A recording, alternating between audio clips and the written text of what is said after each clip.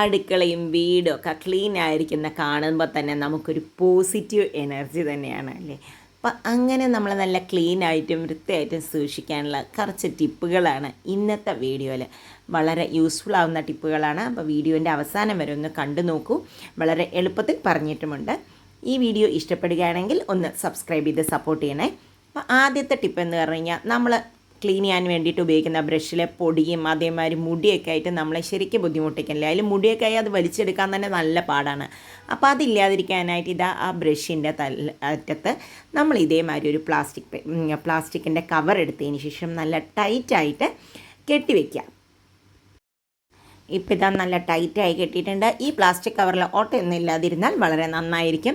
ഇനി അതിനുശേഷം ഇതേമാതിരി അങ്ങോട്ട് ബ്രഷ് ചെയ്യുക. ബ്രഷ് ചെയ്ത് കഴിഞ്ഞാലുള്ള ഒരു ഗുണം എന്താണെന്ന് പറഞ്ഞു കഴിഞ്ഞാൽ എല്ലാ പൊടിയും നീറ്റായിട്ട് വരുന്നുമുണ്ട്.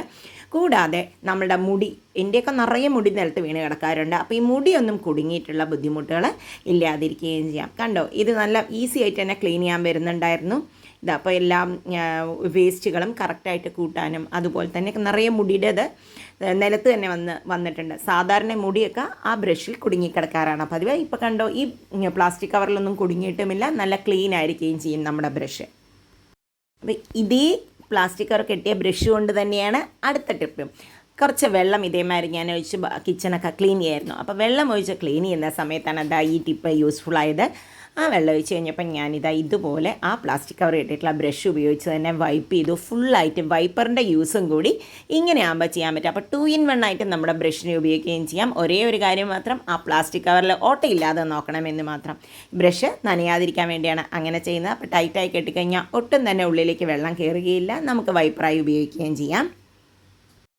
ഇനി അടുത്ത ടിപ്പ്, നമ്മുടെ കിച്ചണിലൊക്കെ വേസ്റ്റൊക്കെ വെക്കാൻ വേണ്ടിയിട്ട്, വേസ്റ്റ് ഇടാൻ വേണ്ടി വേസ്റ്റ് ബാസ്ക്കറ്റ് വയ്ക്കാറുണ്ട്. വേസ്റ്റ് ബാസ്ക്കറ്റിൽ നമ്മളിങ്ങനെ കവറുകളിലിട്ട് വയ്ക്കാറുണ്ടല്ലേ.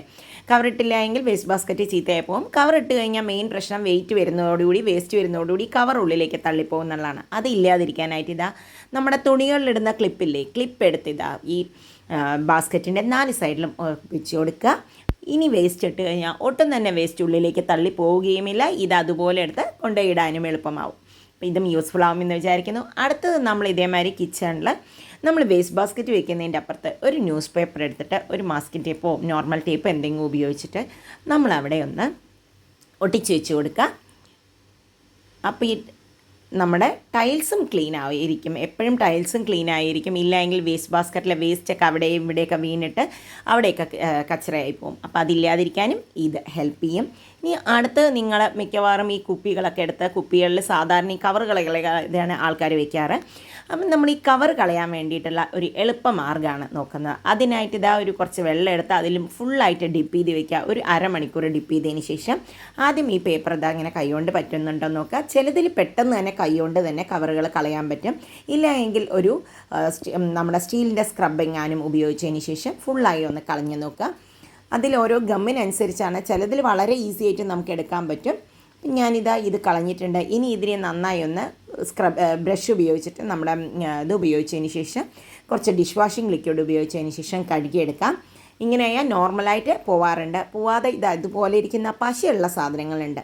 അപ്പോൾ ഇതിലിപ്പോഴും പശയുണ്ടായിരുന്നു. അതുകൊണ്ട് തന്നെ കുറച്ച് നല്ലെണ്ണ എടുത്തതിന് ശേഷം അതിലിങ്ങനെ റൗണ്ടായിട്ട് ആ പശയുള്ള ഭാഗത്ത് നന്നായിട്ട് റൗണ്ടിൽ അങ്ങോട്ട് സർക്കുലർ മോഷനിൽ ചെയ്തതിന് ശേഷം ഒരു സ്റ്റീലിൻ്റെ സ്ക്രബ് ഉപയോഗിച്ച് അതേപോലെ ഒരു സർക്കുലർ മോഷനിൽ തന്നെ ചെയ്യണം. അപ്പോഴേ ആ നമ്മുടെ ഗമ്മ് വിട്ട് വരികയുള്ളൂ. അത് ഈ ഭയങ്കര സമയമൊന്നും വേണ്ട. ഒരു 2 മിനിറ്റ് ചെയ്തതിന് ശേഷം നമ്മൾ ഡിഷ് വാഷിംഗ് ലിക്വിഡ് ഉപയോഗിച്ച് നന്നായി ഒന്ന് കഴുകുക. ഡിഷ് വാഷിംഗ് ലിക്വിഡോ ബാറോ ഏത് വേണമെങ്കിലും ഉപയോഗിക്കാം.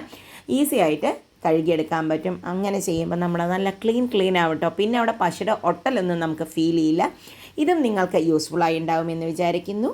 ഇന്നത്തെ ഈ ടിപ്പുകൾ യൂസ്ഫുള്ളായി എങ്കിൽ ഒന്ന് വീഡിയോ സബ്സ്ക്രൈബ് ചെയ്ത് സപ്പോർട്ട് ചെയ്യുമല്ലോ. വീണ്ടും അടുത്ത വീഡിയോയിൽ കാണാം. ബൈ.